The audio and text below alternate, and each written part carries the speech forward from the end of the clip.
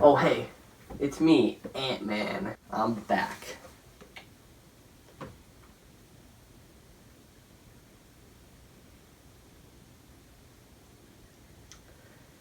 So, Ant-Man and the Wasp. Yeah, let's just move away from that.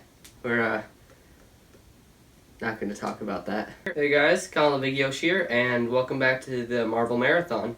And today we're going to be talking about Ant-Man and the Wasp, the sequel to 2015's Ant-Man, and it came out in 2018, right after Avengers Infinity War.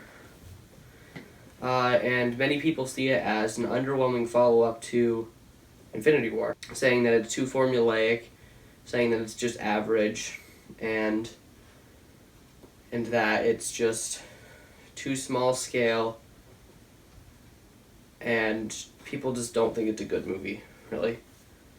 I actually think it's a pretty good movie, and I personally don't think it's as good as the first, but I think it's a very good film. And I actually had very high hopes for this movie because I love the original Ant-Man, like I've said. It's one of my favorite MCU movies, so I was a little disappointed by this movie at first when it came out, and I actually didn't like it. But I've rewatched it, and I really like it now. So I think the best thing about this movie is that how it connects to the Avengers with Civil War and Infinity War. It's very realistic how they're actually mad about what happened in Germany because we get to hear what was going on behind the scenes when he went to Germany, and he actually just did not tell them that he was going to go and fight the Avengers. He just went and did it. And so now Scott has to be arrested because he's a vigilante. He has to go under house arrest. And also Hank and Hope are being tracked down the whole movie because it was their tech, so they have to be arrested as well. So now they're really mad at him because they've had to be on the run for the past 2 years.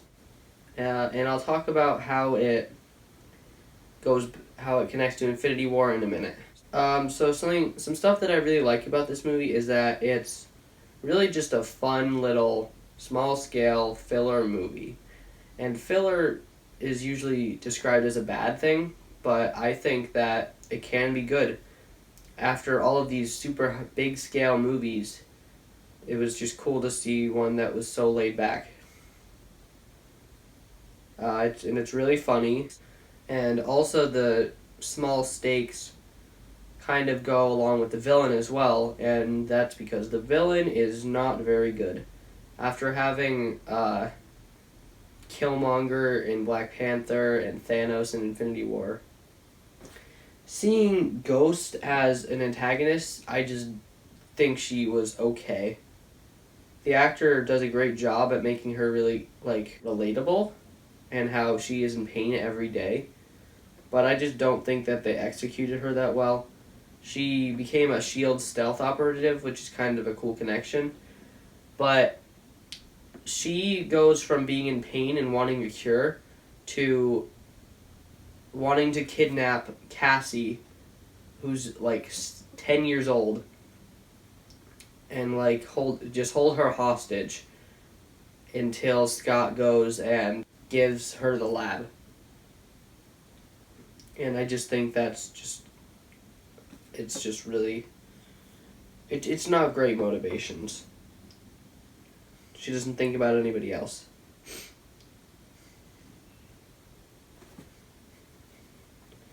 And I was talking about the lab before because the premise of the movie is Hank and Hope and Scott are trying to get Janet, the original Wasp, out of the quantum realm. And they have a lab that they shrink down and carry everywhere that has the quantum tunnel in it, which lets them go into the quantum realm. And meanwhile, these businessmen and this one guy named Sonny Birch basically want to track it down to create a business. And they want to steal it. And then Ghost wants it to heal herself. She wants to extract the quantum power from Janet And they also changed a lot of the rules of the quantum realm. They said that in Ant-Man, they said that you would shrink forever if you went into the quantum realm. But in this, they just say that she just is down there now. And that's it. She's just down there. I just feel like they could have kept the rules a little more consistent. And another rule that they broke from Ant-Man was that they say that if you shrink or grow something, it stays the same mass.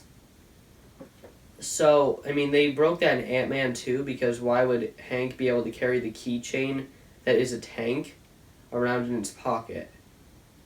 Like, it would fall through his pants, probably.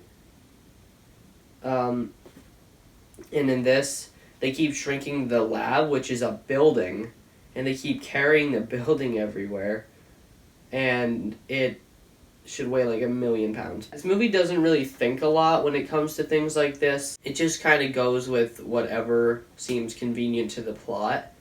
Like, nobody can track down the lab even though they grew it, and it should be visible. They put it in a forest and the bad guys couldn't find it. And unfortunately, the lack of consistency and explanation in this movie is kind of frustrating. But it does make the movie more fun to poke fun at, I guess. And overall, it is a really good movie. Those things kind of annoy me. I have a few more complaints.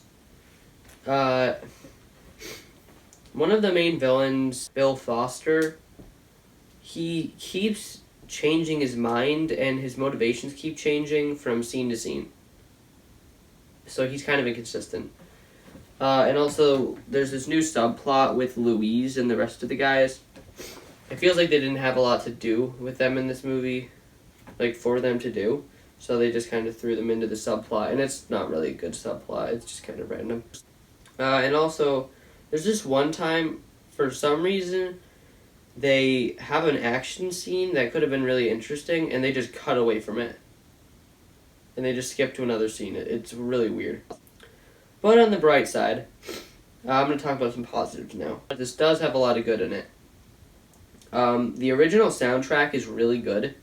They remixed the Ant-Man theme a lot of times, and that's a great theme already, so I would definitely listen to that. They have a lot of new, cool, good tracks. Some of the tracks that Scott is listening to, like the not original ones, those are good songs that they picked. Also, the Quantum Realm CGI is really, really unique. Like, it's great. It might even be better than Doctor Strange's visuals, but I'm not sure. Also, all the action scenes in this movie are really good. Most of them are really good.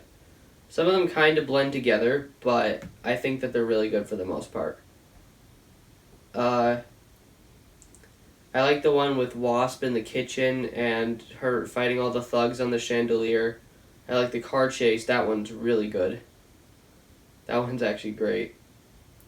Wasp actually does most of the fighting in this movie. Scott doesn't do a lot of fighting. He's probably a little rusty because it's been 2 years. All the ones with Ghost just kind of seem to blend together, really. The ones with Sonny Birch are the best ones, I think. Sonny Birch is just kind of a forgettable villain. He's just okay.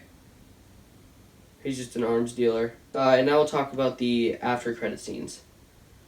So, the Infinity War connection, the mid-credit scene is really fantastic, and it is what I think people in my theater had the most reactions to. Like, some of the people in my theater actually gasped when Hope and Hank and Janet got dusted.